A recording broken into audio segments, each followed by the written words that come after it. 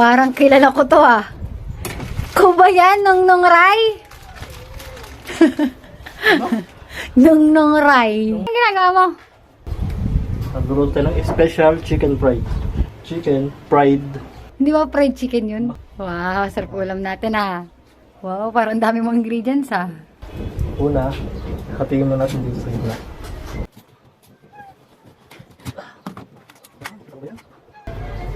Para sa ito, sa nag-request. Pero para sa amin ang ulam. Ang gagawin natin, ibigay muna tayo na ito. Malinis ito. Nahugas ako na ito. Wow, naka-mineral pa. Ayos ah. Kailangan para malinis. Ba't kailangan ng tubig? Para saan yan? Basta, panoorin mo lang. Medyo matagal. Ganay.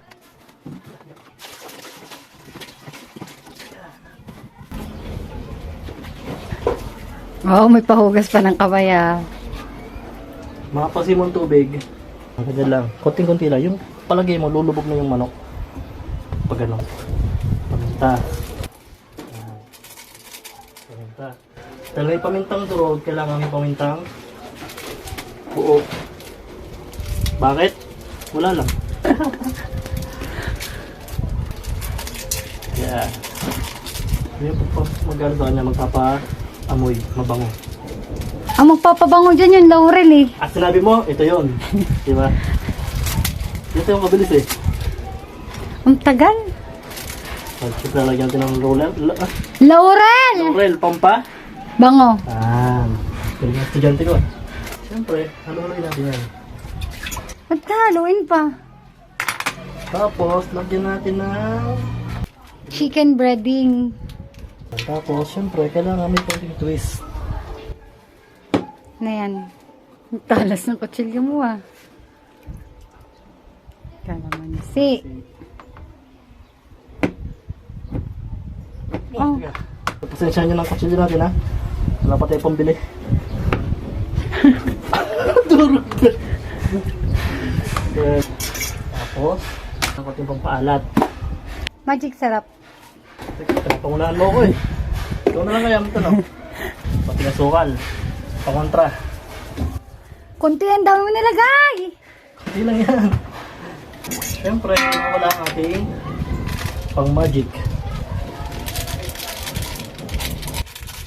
Wait ka, tira mo. Oh, kita mo naman yan. Yan ang pang marinate pa lang yan. Parang baha. So, tikman natin. Pag may alat na, pwede na to. Kulang. Kasi kailangan siya, yung alat niya lilipat dito sa laman. Eh di magic na nilagay mo. Nag-asin-asin ka pa. Tapos, kailangan natin lagyan ng patis.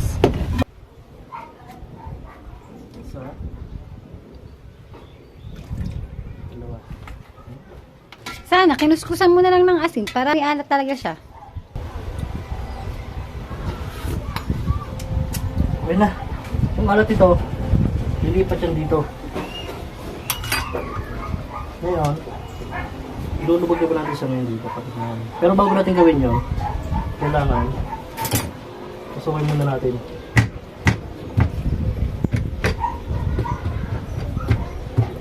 Yung kutsilyo na lang kaya ang gamitin mo. Hindi, maganda ito. Kasi ito, bilog. Silip na silip dyan ano. Hindi mo nabubutas ata eh. Hindi ako. O sige na. Yan, tulubog mo lang siya ngayon dito. Mga ilang minutes Mga 1 hour. Bago 1 natin hour. siya prito. Ah, sige. Balikan na lang kita mamaya mga 1 hour. Balikan na lang dito. Okay.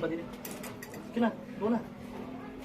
Habang hinihintay natin ang marinate, pag-marinate ng ating chicken, tugaw muna tayo ng palasa naman niya sa labas. Ito yung ipapahid natin sa natin lalagyan na siya ng chicken breading. Yan, natin paminta, asin, tapos, syempre, magic. Ito yung pampalasa natin sa labas. Tapos lagyan natin ng chicken breading.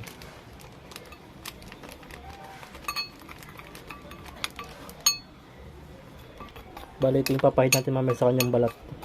Yan, dito naman natin gagawin yung pang-coat sa cassava flour. So, wala akong harina, yun na lang ginamit ko. Pwede naman siguro itong cassava flour. Simple lang naman to. Ang gagawin natin, ilagay na lang natin tong chicken breading.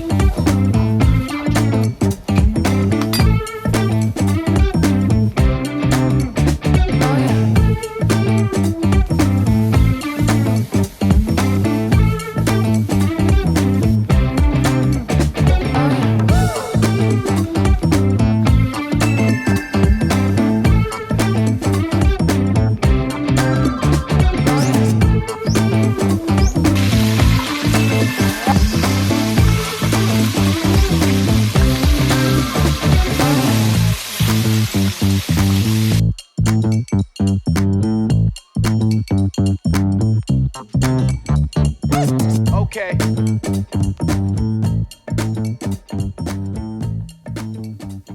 Ito na guys, titikman ko na ang ating pinarito. Siyempre meron tayong kamatis, meron tayong sausawan. Yan.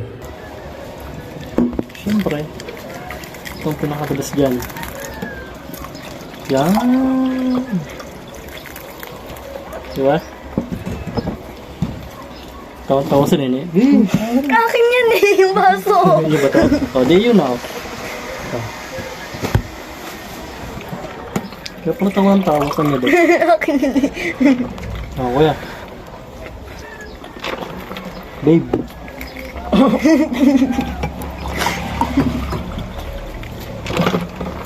Ayan. Pak-pak. Titignan ko na ngayon. Siyempre, ang ginawa natin sa usawan ay toyo na may kalamansi, na may sibuyas. Yun lang. Tapos, kamatis. Pang-twist. Tingnan mo natin ang laman.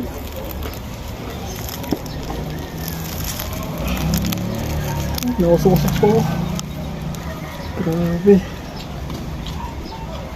Nakapag pa kasi kaahon lang. Tingnan mo yung lasa.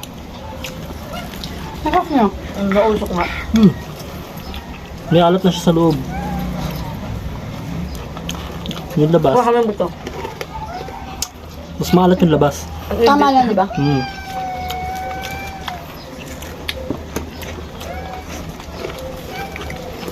Pamalutong. No. Ha? Pakinig mo na yung lutong. Pakinig mo. Sagot.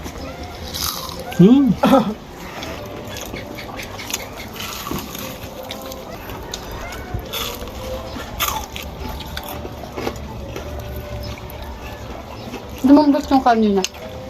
Doon sa pag-marinate siya. Marinate. Kasi yung marinate naman sa laman. Hindi, depende rin kasi sa luto. Kaya ito laman. Yan. Diyan papasok yung ano, yung pinaka-pampalasa niya kanina. Ano? Hanggang dito na lang.